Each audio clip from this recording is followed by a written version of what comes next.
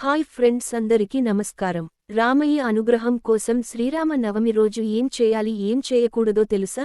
భారతదేశ వ్యాప్తంగా ఉండే హిందువులు ఎక్కువ శాతం మంది కొలిచే దేవుళ్లలో శ్రీరాముడు కూడా ఒకరు. హిందూ మతంలో శ్రీరాముడి పట్ల ప్రజలకు అచంచలమైన విశ్వాసం, భక్తి ఉంటుంది. 2024 సంవత్సరంలో శ్రీరామ నవమి ఏప్రిల్ 17, బుధవారం వచ్చింది. పూజ శుభ సమయం ఉదయం 11:03 నుండి మధ్యాహ్నం 1:38 వరకు. అటువంటి పరిస్థితిలో పూజకు సమయం 2:35 ఉంటుంది. నవమి తిథి ఏప్రిల్ 16, 2024న మధ్యాహ్నం 1:23 ప్రారంభమై మరుసటి రోజు ఏప్రిల్ 17వ తేదీ మధ్యాహ్నం 3:14 ముగుస్తుంది. మామూలు రోజుల్లో శ్రీరామునికి పూజలు చేస్తూ ఉంటారు. ఇకపోతే శ్రీరామ నవమి పండుగ శ్రీరామునికి అంకితం చేయబడింది. ఈ పండుగను శ్రీరాముని జన్మదినోత్సవంగా జరుపుకుంటారు. ప్రతి సంవత్సరం చైత్ర మాసంలోని శుక్లపక్షం 9వ తేదీన పవిత్రమైన రామ నవమిని జరుపుకుంటారు. రాముని అనుగ్రహం పొందడానికి భక్తులు రామ నవమి నాడు రాముడికి ప్రత్యేక పూజలు చేస్తారు. ఈ సంవత్సరం 2024లో శ్రీరామ నవమి ఏప్రిల్ 17న జరుపుకోనున్నారు. శ్రీరాముడిని ఆరాధించడం ద్వారా మనిషి జీవితంలోని అన్ని బాధలు, కష్టాలు, నష్టాలు శాశ్వతంగా తొలగిపోతాయని, శ్రీరాముడి అనుగ్రహం కూడా లభిస్తుందని నమ్ముతారు. అంతేకాకుండా ఈ శ్రీరామనవమి పండుగ రోజున సీతారాముల వారి కళ్యాణం చేస్తూ ఉంటారు.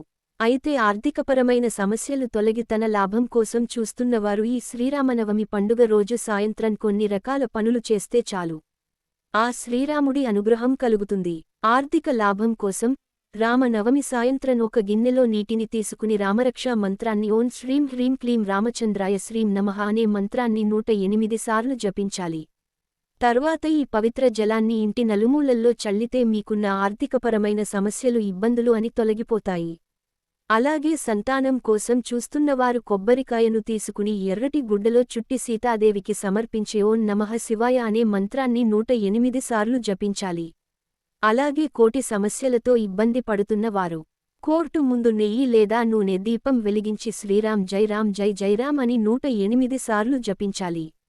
వివాహంలో అడ్డంకులను తొలగిపోవడానికి శ్రీరామ నవమి రోజు సాయంత్రం సీతారాములకు పసుపు, కుంకుమ, గంధాన్ని సమర్పించి ఓం జై సీతారామ్ అని 108 సార్లు జపించాలి.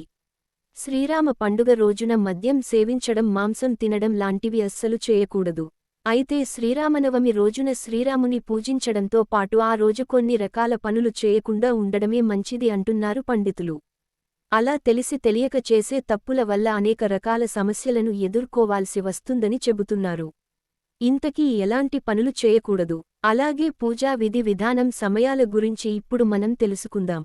కాగా శ్రీరామ నవమి రోజున చేయకూడని పనుల విషయానికి వస్తే, శ్రీరామనవమి రోజున మీరు తీసుకున్న చర్యల ఫలితాలు త్వరగా పొందాలంటే శ్రీరామనవమి రోజున కొన్ని పనులు అస్సలు చేయకూడదు. రామనవమి రోజున తామసిక ఆహారం, మాంసం, మద్యం మొదలైన వాటిని అస్సలు తీసుకోకూడదు.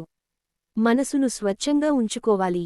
ఎవరి గురించి చెడుగా ఆలోచించకూడదు. కోపానికి, అబద్ధాలకు, చెడుకు దూరంగా ఉండాలి. ఎవరికీ హాని చేయకుండా అందరితో ప్రేమగా నడుచుకోవాలి.